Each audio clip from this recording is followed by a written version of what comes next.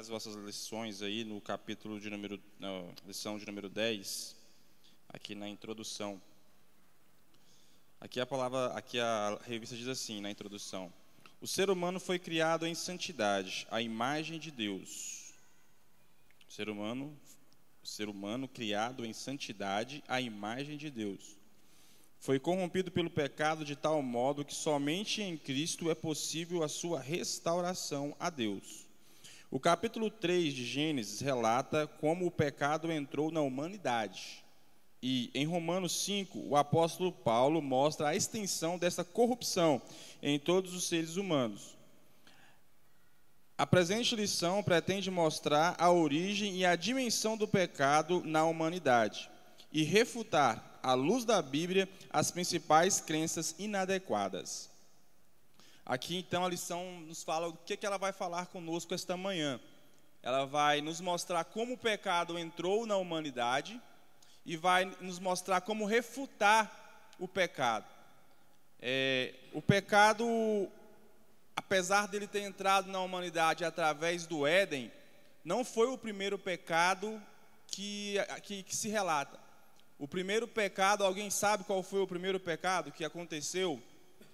Que não foi quando Eva comeu o fruto proibido. Alguém sabe? Qual foi o primeiro pecado que aconteceu? Onde foi o primeiro pecado que aconteceu? Vamos falar sobre ele. Oi? Tá certo em parte. Quase isso. Vou deixar os irmãos pensando aí sobre o primeiro pecado. No tópico 1, a doutrina bíblica do pecado e sua extensão. O autor do pecado. Adão podia comer livremente de toda a árvore do jardim, mas foi advertido para não comer da árvore da ciência do bem e do mal. Dela não comerás, porque no dia que dela comer, certamente morrerás. A Bíblia nos conta que o autor do pecado, a serpente que enganou Eva, é o próprio diabo e Satanás, a antiga serpente, o maioral dos demônios. Era originalmente o querubim perfeito em sabedoria e formosura, que se rebelou contra Deus e foi expulso do céu. Com sua queda vieram com ele anjos que aderiram à rebelião, e uma parte deles continua em prisão. Essa é a possível explicação para a origem dos demônios. A intromissão da serpente no jardim já era o querubim expulso, agindo por meio dela. Assim, o pecado não teve a sua origem no Éden. Ou seja, o primeiro pecado que aconteceu foi a expulsão, foi a rebelião de Satanás e seus anjos, quando eles se rebelaram contra Deus. Então, este foi o primeiro pecado, quando eles se rebelaram. E Satanás, por saber que já não tem mais salvação, que já está condenado ao inferno, ao lago de fogo eterno, ele vem tentando desde o início corromper e, de certa forma, tem conseguido corromper a natureza humana. Foi aonde, através da serpente, ele contestou a ordem divina, a ordem que Deus tinha dado ao homem e à mulher no jardim do Éden. Ele falou ele falou com a mulher que não tinha problema dela comer aquele fruto, que aquele fruto era bom aos olhos, que aquele fruto era gostoso, era bonito, iria saciar aquela vontade dela, que o que Deus tinha falado era só enganação, que eles podiam comer livremente daquele fruto. E, infelizmente, o que tem acontecido nos dias atuais, o que tem acontecido, no que a gente pode ver no cotidiano, é que até hoje Satanás tem conseguido enganar muitas pessoas. Até pessoas que têm a sua fé, a sua crença já desde muitos anos dentro da igreja, às vezes por alguma decepção, ou por alguma enganação, ou através de algo que não foi satisfatório, a pessoa acaba se entregando ao pecado. Infelizmente tem acontecido muito isso nos dias atuais. Aqui no tópico 1.2 fala: foram abertos os olhos de ambos. Quando o casal comeu o fruto proibido, ambos perceberam que estavam nus. Envergonharam-se e procuraram se esconder da presença de Deus. Isso já era a ruptura imediata da comunhão com o Criador. É a morte espiritual, pois morte significa separação.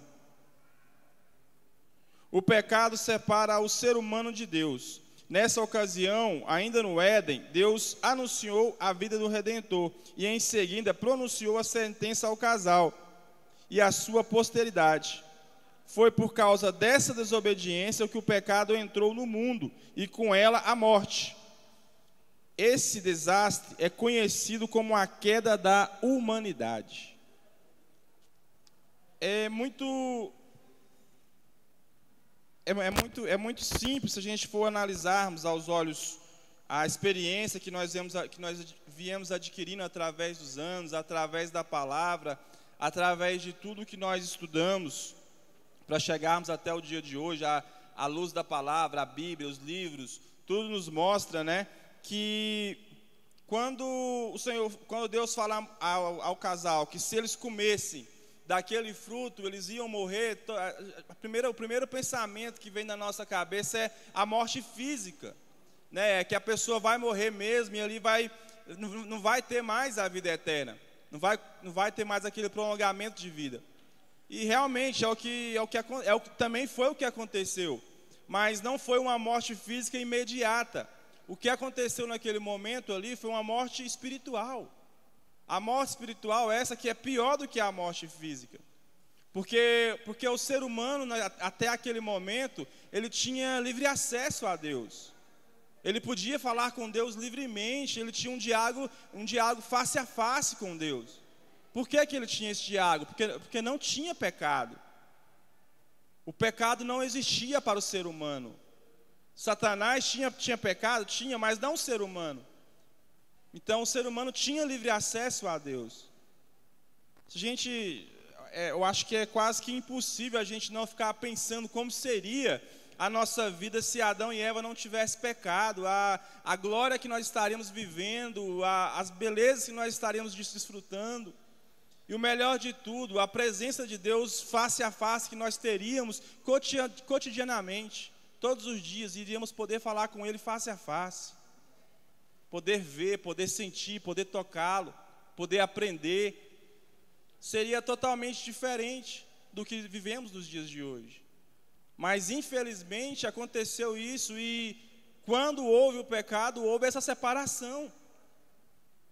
O ser humano se distanciou de Deus. A natureza humana se distanciou de Deus. E o que vem acontecendo nos dias atuais é que as pessoas vêm se distanciando ainda mais, cada vez mais. Antigamente, se você for trazer assim um pensamento, antigamente a maioria das igrejas tinham certas, não vou falar doutrinas, mas tinha certas formas de agir que, de certa forma, trazia mais à luz da palavra, trazia mais à luz do que é o Evangelho. Hoje, muitas igrejas, você vai lá, só vai falar de prosperidade, só vai falar que você tem que dizimar, porque senão você não vai para o céu. Você não vê mais falando sobre salvação, você não vê mais falando sobre doutrina em algumas igrejas. Graças a Deus que não é o caso aqui.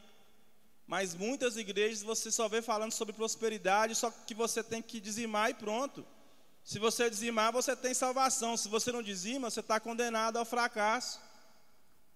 E não é bem assim.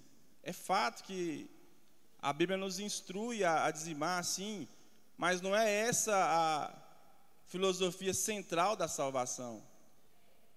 O que traz o principal alvo do cristão é a salvação. E a salvação ela vem através de quê? Através de não estar pecando. Através de estar livre do pecado. Através de estar sabendo que errou, confessar, pedir perdão e voltar para o caminho novamente. Se está magoado com alguma coisa que aconteceu, pede perdão, reconcilia e volta novamente aos trilhos. Por mais que as pessoas pensam que é conto de fada, ou pensam que não tem nada a ver, o céu é real e o inferno também é real. E só existe dois caminhos, ou você vai para o céu ou você vai para o inferno.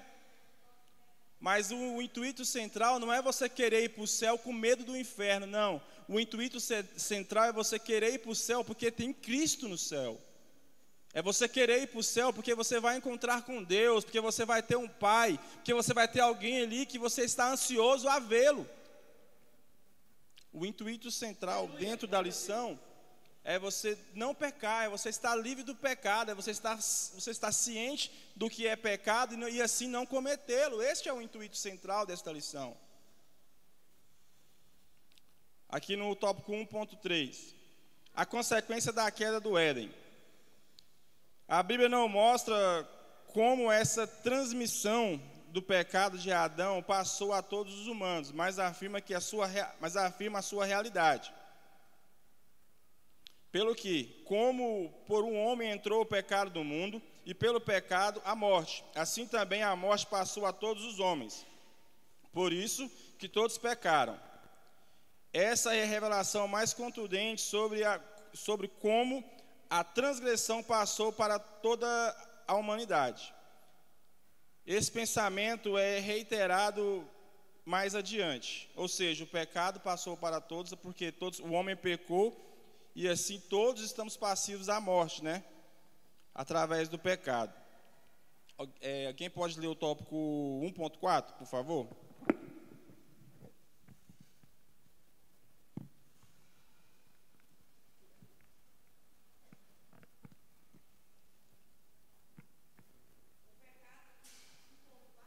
O pecado se estendeu a todas as pessoas e corrompeu na sua totalidade corpo, alma e espírito, intelecto e vontade, consciência e razão. Tudo isso diz a respeito à extensão dos pés à cabeça e não se refere à intensidade. O ser humano está incapacitado de conhecer a Deus por seus próprios esforços, mas a imagem de Deus no ser humano caído não foi erradicada. Está desfigurada, mas não aniquilada. Isso inclui também o livre-arbítrio, pois os pecadores têm liberdade de escolha. Amém? Aqui está deixando bem claro, o ser humano na sua totalidade foi corrompido pelo pecado. Não foi só em parte, não foi só um pensamento, não foi só um errinho bobo, não foi só uma queda. Não, o ser humano ele se corrompeu por inteiro. Ele se entregou por inteiro ao pecado. Desviou totalmente do seu caminho, saiu totalmente do foco daquilo que Deus tinha programado para o ser humano. Mas o nosso Deus ele é tão bom que mesmo vendo o ser humano desta forma, mesmo vendo que nós erramos, mesmo vendo que a gente pecou e que a gente não é capaz de voltar ao caminho por nós mesmos, ainda é bondoso conosco, ainda é Pai conosco. Não nos abandona, não nos deixa sozinho no caminho. Mas Ele nos dá aqui bem claro o direito de escolha. Você tem um livre-arbítrio. Você pode escolher andar com Cristo ou você pode escolher andar sozinho. É totalmente escolha sua. Ele não é igual a Satanás. Satanás, se você der uma brechinha, ele invade e faz morada. E ali ele faz uma destruição, mesmo sem você deixar. Ele faz esse tipo de coisa. O nosso Deus não. O nosso Deus, Ele quer que você deixe Ele entrar. Ele quer que você autorize Ele entrar. Ele não vai invadir o seu coração, Ele não vai invadir a sua casa.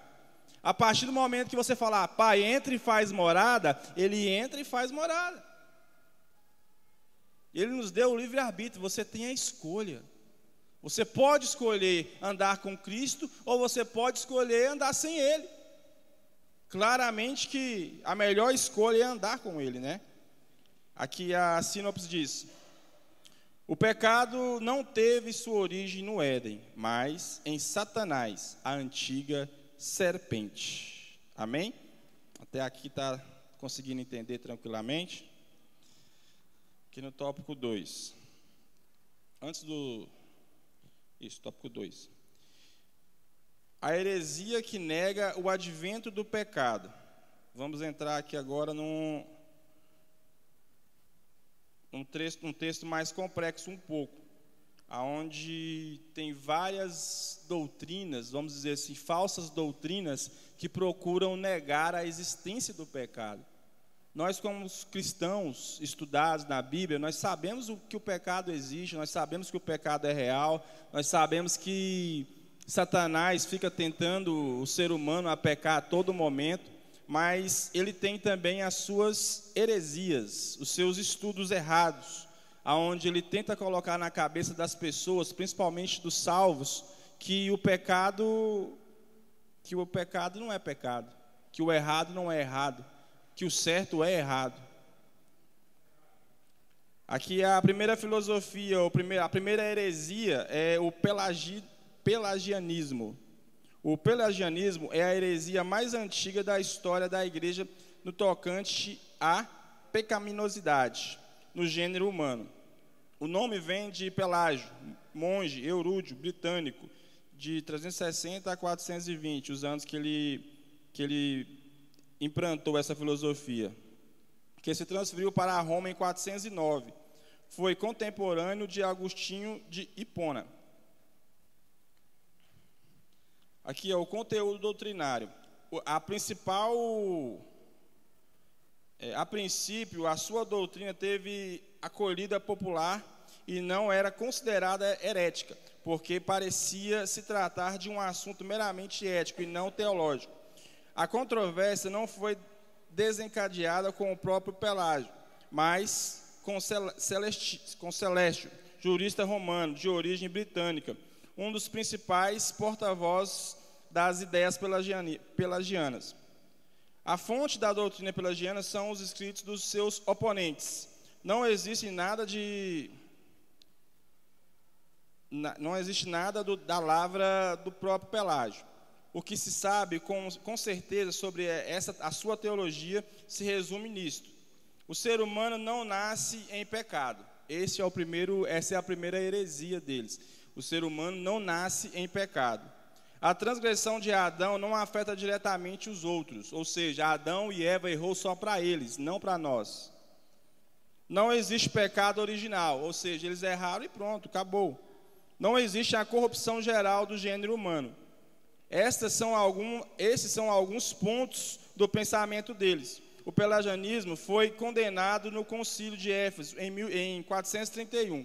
Ou seja, a princípio aqui, o que se sabe é que, na sua teologia, o ser humano não nasce em pecado. Ou seja, essa história que a Bíblia fala, que desde o ventre já nascemos em pecado, e assim depois, igual foi falado na leitura, que depois vai se desenvolvendo e a gente tem que estar pedindo perdão e estar se reconciliando, para eles não existe isso. Não é dessa forma no pensamento deles. No pensamento deles aqui, na luz do estudo deles, né, a transgressão do nascimento, a pessoa nasce em totalmente zero. A pessoa nasce sem pecado nenhum, totalmente livre.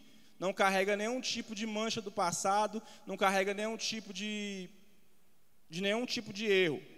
E também aqui o segundo ponto deles é que a primeira transgressão, né, a transgressão lá de Adão, lá quando eles erram, não afeta diretamente ou indiretamente nenhum de nós.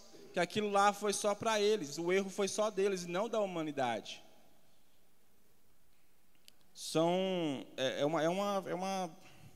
É uma filosofia, assim, de certa forma, infundada.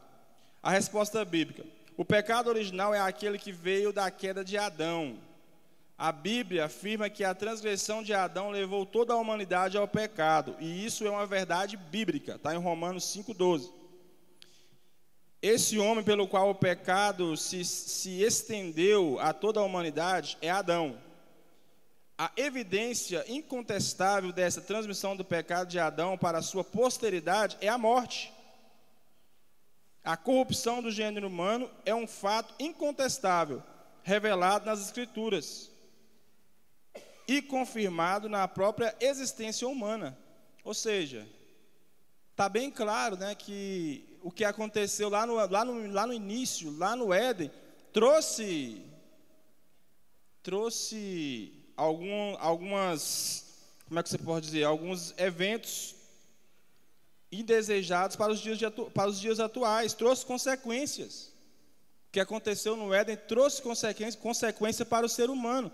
Se não tivesse acontecido aquilo, nós não morreríamos, como foi falado no princípio. Se não tivesse acontecido aquilo lá de Adão e Eva pecar, hoje nós estaríamos andando com Deus para todo lado, aqui na terra mesmo, ou no jardim, né? Aqui no tópico 2.2, a morte de Jesus em favor dos pecadores, é onde vem agora a redenção dos pecados. Por essa razão, o Alcorão nega a crucificação e a morte de Jesus, o Alcorão. Com esse argumento, conclui que não havia necessidade de Jesus morrer pelos pecados da humanidade, porque para eles não há pecado, não há consequência. Para eles a gente não carrega esse pecado ficou lá atrás com Adão. A cruz de Cristo sempre foi um escândalo para o mundo, uma ofensa para os que estão em trevas. Ou seja, a cruz de Cristo incomoda quem não é conhecedor da palavra. Quem não segue o evangelho se sente incomodado com isso. As pessoas até pensam, por isso que muitas das vezes nós somos taxados de loucos, né? Como é que você segue uma religião assim, que fala isso e isso? Para quem não é conhecedor, pensa que nós estamos vivendo um conto de carochinha, pensa que a gente está vivendo uma fábula, pensa que a gente está vivendo uma história fictícia. Pensa que a gente pegou um livro lá, um livro de histórias de fábulas, lemos aquele livro ali todo dia à noite e seguimos uma história infundada. Mal sabem essas pessoas que nós estamos seguindo a luz da palavra. Nós estamos seguindo as palavras do Espírito Santo de Deus, a palavra que Ele nos deixou. Tudo aquilo que realmente aconteceu e que a cada dia fica mais claro. Cada dia a história que a Bíblia nos conta, os relatos que a Bíblia nos conta, fica mais claro dia após dia. Se você ler um livro que foi escrito há mais de 2000 anos atrás e comparar com os fatos que acontecem nos dias atuais, você vai ver que tudo bate. Tudo bate. Falava que no final dos tempos, pais se levantariam contra filhos, nações contra nações, irmãos contra irmãos, e é o que está acontecendo nos dias atuais. Tragédias, catástrofes. Falava até da posição do sol, da lua, de tudo que está acontecendo nos dias atuais. Não tem como correr disso, não tem como fugir da palavra. A palavra ela é muito mais atual do que qualquer estudo que possa ter sido feito recentemente. Ela é muito mais atual do que isso.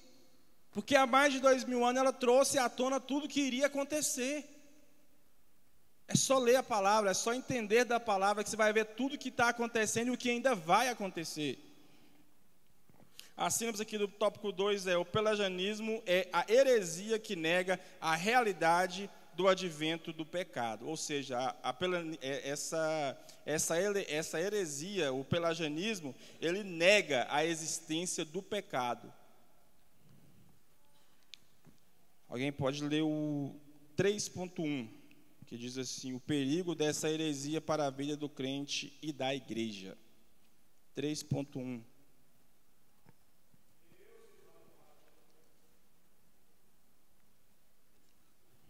Pensamentos pelagonistas em nossos dias. Essas ideias estão ainda hoje nas religiões reencarnacionistas, que negam a queda do Éden. O movimento religioso denominado ciência cristã nega a existência do pecado. No mormonismo, a transgressão de Adão não passou para a raça humana. Cada pessoa ela é responsável somente pelos seus próprios pecados. Devemos conhecer bem aquilo que em nós cremos e também o ponto de vista do outro para sabermos conversar. Essas pessoas estão entre nós no dia a dia e importa saber como identificar a teologia antibíblica delas, como também apresentar o evangelho que a conduz à salvação, porque Jesus morreu por elas também. E nessa missão temos a ajuda do Espírito Santo. Amém. Aqui deixa bem claro, né? Hoje em dia, as pessoas desse reencarnacionismo, elas negam a queda do Éden. Elas negam o pecado original. Elas negam que isso tenha acontecido. No pensamento destas pessoas, igual eu estava falando, para elas é simplesmente uma história infundada. É algo que não aconteceu, é algo que só ouviu falar através de uma história, é algo que contam para elas. Elas não acreditam como nós acreditamos neste fato.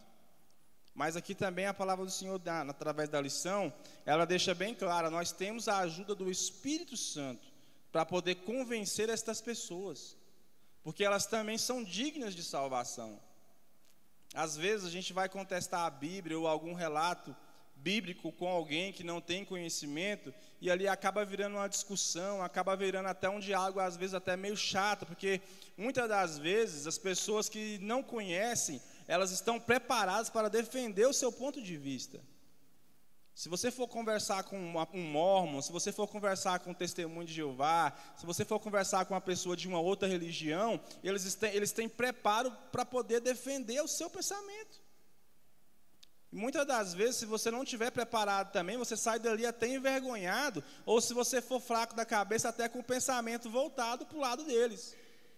Eu lembro que um parente distante, uma vez, ele estava firme na igreja e estava até feliz e tal, e aí foi um pessoal, se eu não me engano, do Testemunho de Jeová na casa dele, e acabou fazendo a cabeça dele, para ele poder estar seguindo o mesmo princípio que eles, porque a teologia deles era tão forte, o estudo deles era tão forte, que acabou convencendo aquela pessoa que ele estava no caminho errado e que o certo era o deles.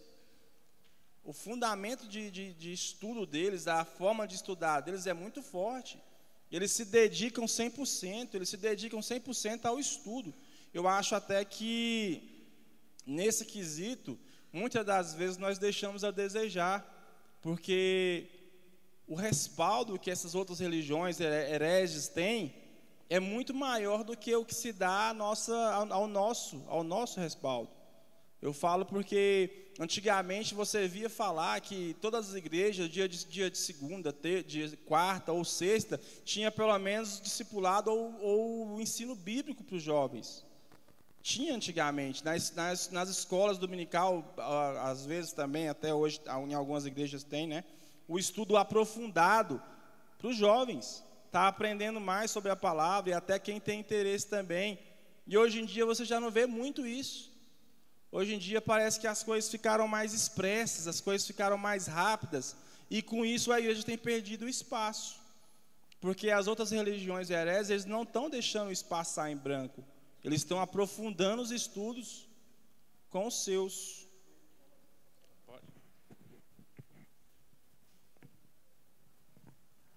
Irmãos, alguém quiser falar, irmão Moisés, participar, fica à vontade.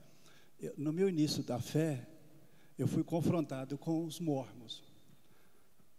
Confrontado assim, no meu trabalho, com os mórmons. Eles tentaram de toda forma, porque descobriram que eu tinha me convertido. Eu já tinha uns 2, 3 meses de crente. Então eles tentaram de toda forma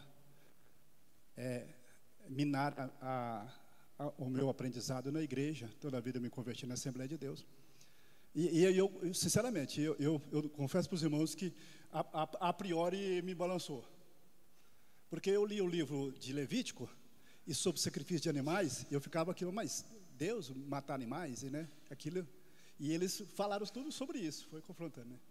Aí foi, eu já disse aqui na igreja, aí foi aonde que eu tive uma visão maravilhosa. Eu ia para casa, estudava a Bíblia, eu voltava para o trabalho e os mórmons me pegavam, porque eu tinha colega lá, né? Tinha amigo, né? Aí foi onde que eu tive uma visão em que 3 seres vinham a cerca de uns 300 metros na minha direção, assim, da altura das árvores ali, sobre a relva. E o ser do meio era mais alto, mais bonito, cabelo branco, eu não vi o rosto. Aí veio para o meu lado aquela visão extraordinária, as glórias, irmão. Aí eu corri para o ser do meio, eu queria abraçar o do meio, que ele era mais esplendoroso. Aí quando eu fui chegando perto, a visão acabou. E aquilo ficou na minha cabeça. E aí o Senhor veio na minha mente depois de uma semana e disse, está vendo? A visão que você teve é que você está no caminho certo. O que você tem aprendido até agora, você não precisa abraçar tudo isso que estão tentando colocar na sua mente. O que eu tenho te revelado, o que eu vou te mostrar é a verdade. Aí, irmão, Aí eu dei umas 3 conversas com os colegas lá, com as pessoas que queriam me tirar, me afastaram de mim. Você pode dar uma salva de palmas para Jesus nesta manhã? Glória a Deus. Aqui, ó, tem um auxílio aqui que fala assim: a tentação e queda não são coisas míticas ou alegóricas. A história bíblica descreve como o pecado tornou-se uma realidade na vida da humanidade. Quando uma criatura extraordinária e espiritual se materializou numa serpente, ou seja, Satanás, ele viu a oportunidade de tal forma que ele se materializou em uma serpente para enganar as mais belas criaturas da terra, ou seja, o homem e a mulher. Essa criatura é denominada em outras passagens como a antiga serpente, o diabo e Satanás. Foi essa criatura que pecou desde o princípio e se tornou inimiga da criação de Deus e originou a catástrofe cósmica, ou seja, através deste evento, através desta ação de Satanás, de se manifestar na serpente e convencer a mulher, e assim o homem também, em comer este fruto proibido, que aconteceu a maior catástrofe. Tem havido a tentativa de pseudo-teólogos tornarem o relato escriturístico, ou seja, da tentação e a queda como algo alegórico, como uma história, como um conto de fábula, como algo que é só nas histórias. Não há qualquer linguagem figurada em Gênesis 3 que negue o fato histórico relatado naquela passagem, ou seja, a Bíblia nos deixa bem claro que isto não foi uma história, que isto realmente aconteceu, que é algo real, que houve este evento. No desenrolar da tentação, Satanás apelou aos prazeres de fazer sua própria vontade, em desobediência do Criador. Satanás apelou aos sentidos egoísticos de Eva, e ela deu ouvidos ao tentador, que visava levá-la a desobedecer a Deus. Satanás levou o casal a duvidar da veracidade de Deus, insinuando que o Criador estaria tirando deles o direito de conhecer coisas mais sublimes. Adão e Eva, então, pecaram e deixaram que seus corações fossem corrompidos e afetassem seus apetites naturais. Ou seja, aqui deixa bem claro, para finalizar, aqui deixa bem claro a forma que Satanás agiu. Primeiro, ele veio tentar convencer que aquilo que Deus tinha falado era simplesmente algo para tentar enganar as pessoas. Ou seja, Deus te falou para não fazer isso, mas é porque Ele sabe que se você fizer, vai ser melhor para você. Deus falou que é proibido fazer isso, mas Ele sabe que se você fizer, você vai se sentir melhor. Deus falou para você não fazer isso, é porque Ele não quer que você se saia melhor do que Ele.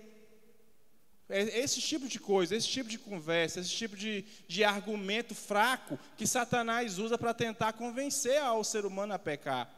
E foi o que ele fez com a mulher ali no jardim. E infelizmente ela cedeu.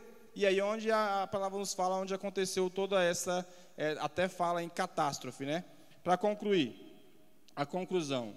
Mesmo nesse estado de corrupção total, nem tudo está perdido. A esperança, desde a queda de Adão no Éden, Deus tem demonstrado seu amor e cuidado com a posteridade do primeiro casal. Deus não nos abandonou. Seu amor é misericordioso, nos vivificou juntamente com Cristo. Pela graça sois salvos. Pela graça encontramos a nossa salvação, através do amor vivo de Cristo Jesus.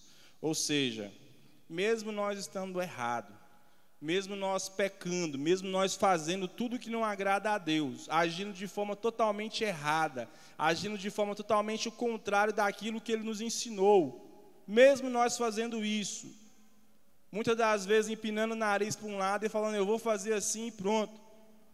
Mesmo quando a gente faz tudo errado, a partir do momento que a gente reconhece que estando errado, e pedimos perdão, o Senhor ainda estende a sua mão e nos perdoa. Ele ainda estende a tua mão e fala: meu filho, eu te salvo através da graça. Meu filho, eu te perdoo através da graça. Meu filho, eu morri na cruz do Calvário, foi por ti. Eu dei a minha vida, foi por ti. Então não vou te desapontar, não vou te desamparar, não vou te deixar. Mesmo sendo errado, mesmo nós sendo errado, nós temos um Cristo, nós temos um Pai que nos ama e que está conosco em todos os momentos e em todos os dias, amém? E eu agradeço aqui a oportunidade.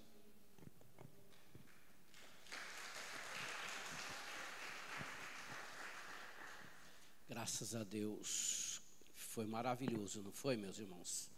Esta manhã está sendo bastante esclarecedora, e eu quero aqui nesse momento agradecer a Deus, com temor e tremor diante do Senhor, pela grandeza desse assunto que foi passado para a gente continuar através desse vídeo que está sendo gravado, que outras pessoas também possam ser alcançadas pela verdade. Me lembro que eu vim a converter a Deus de verdade, eu vim a conhecer o Senhor Jesus, que aliás, irmã, eu estava conversando com a Elaine ontem. Se existe uma coisa que nós cristãos estamos precisando de observar com mais atenção, é quem é o Senhor Jesus. Quem é o Senhor Jesus? Ele é o nosso Deus, Ele é o Salvador, mas Ele é o Senhor também. Porque às vezes nós estamos vivendo hoje num mundo gospel, né? Que cada um tem a sua forma de se expressar, mas me parece que falta um pouco essa submissão total ao Senhor da igreja, ao Senhor que morreu por nós, porque Ele morreu e Ele ressuscitou e Ele está vivo.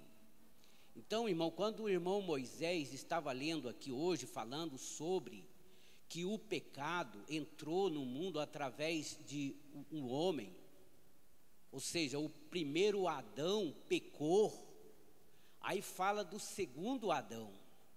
O segundo Adão é Cristo, o segundo Adão é o nosso Senhor e Salvador. Mas a gente conhece muito pouco sobre a segunda Eva, que não é mais Eva, mas ela é a igreja do Senhor Jesus. Então, se houve o segundo Adão, então a segunda, que seria Eva, mas é a igreja, é a noiva do Cordeiro. Ah, pastor, mas tem base para isso? Tem. O Senhor Jesus não disse a minha igreja. O Senhor Jesus não disse, a Bíblia não fala no Apocalipse das bodas do Cordeiro. Acontece que esta igreja, ela vem sendo formada cada dia de pessoas que vão compreendendo a verdade do Evangelho, que vão compreendendo quem é na verdade o Senhor Jesus. Porque há para uma parte dos religiosos, é como se Jesus tivesse morrido, e eles falam Jesus, né? Jesus morreu para pagar o pecado da humanidade. Como foi dito aqui, então não precisa da humanidade corresponder a este tamanho sacrifício que foi feito por nós. Porque tem muita gente que pensa assim, não, Jesus morreu por mim e pronto, está fechado. Eu posso viver a minha vida do jeito que eu quiser, não. Não, porque o Senhor Jesus, ele tem cada dia, o Espírito Santo, o Espírito dele que ele deu para a igreja, está levantando cada dia pessoas que vão formando a verdadeira, gloriosa e poderosa igreja do Senhor. Mas pastor, então como é que a gente vê tantas coisas esquisitas acontecendo no meio do povo de Deus, que se chama povo de Deus? É por causa disso, por não conhecer profundamente quem é o Senhor, que a gente deve a Ele a submissão. E é daí que surgiu, irmãos, a palavra da submissão da esposa para o esposo. Engraçado que a gente faz o inverso, né? É como se a submissão da mulher para o marido fosse mais importante do que a submissão da igreja para com o Senhor. Porque a gente está vendo muito pouco hoje no meio do povo que se diz evangélico, muito pouco dessa submissão total ao Senhor. Tanto que muitas vezes se fala o nome de quase todo mundo, mas não é mencionado o Senhor da igreja. Quem está entendendo isso diz amém. E à medida que a gente entende com alegria a submissão da igreja ao Senhor, aí sim fortalece a mensagem de Deus para a submissão da esposa ao seu esposo. Tanto é que é dito que quando a mulher está sendo submissa ao seu esposo, na verdade, ela não está fazendo isso a primeiro momento, aquele homem que está na frente dela, aquele homem que é o marido dela, mas a Deus, ao Senhor. Por conhecer o Senhor, por ser igreja do Senhor, e entender a mensagem profunda que passa, ela tem o prazer de cumprir o seu papel dentro de casa, sabendo que isso não é inferioridade, mas sabendo que isso é a forma que Deus colocou. E quanto mais nós entendermos que somos a igreja, com prazer, e o Senhor é o nosso Senhor e Salvador, ou Salvador e Senhor, não podemos ter Ele só como Salvador, Ele tem que ser o Senhor da nossa vida. Então vamos encontrar, como diz o pastor Sebastião Francisco, muito mais motivos para vir à igreja, participar dos cultos, para sacrificar para que essa verdade seja estendida às nações, para que esse reino de Deus cresça na terra, para que essa igreja que está sendo formada a cada dia possa ir aumentando cada dia. Quem está entendendo diz amém. É glorioso isso. E cada dia a gente vai entendendo a grandeza de cada versículo da Escritura Sagrada. E ela passa a ser a verdade que a gente vive na terra. A gente passa a entender que nós estamos dentro da história sagrada da Bíblia. Ou não? Claro que estamos. Estamos vivendo a dispensação da graça ou a dispensação da igreja. A igreja vai ser arrebatada. Então, amados irmãos, eu agradeço muito ao Senhor por esta manhã especial. Que Deus possa continuar falando em nossos corações. E para fechar aqui essa primeira parte, já convido aqui o superintendente da escola, o pastor Zé Adão, para a gente fazer uma oração junto. Eu vou passar o microfone a ele vai fazer a oração, nós vamos orar junto. Pastora Raquel, está fazendo aniversário hoje, chama ela. Amém. Vamos ficar de pé. Pastora Raquel, vem para cá. Primeiro vamos fechar a escola, fazendo a oração, agradecendo, e com muita alegria depois, com muita mesmo, vamos cantar os parabéns e orar pela pastora, essa pastora maravilhosa, essa mulher, grande mulher de Deus que está fazendo aniversário.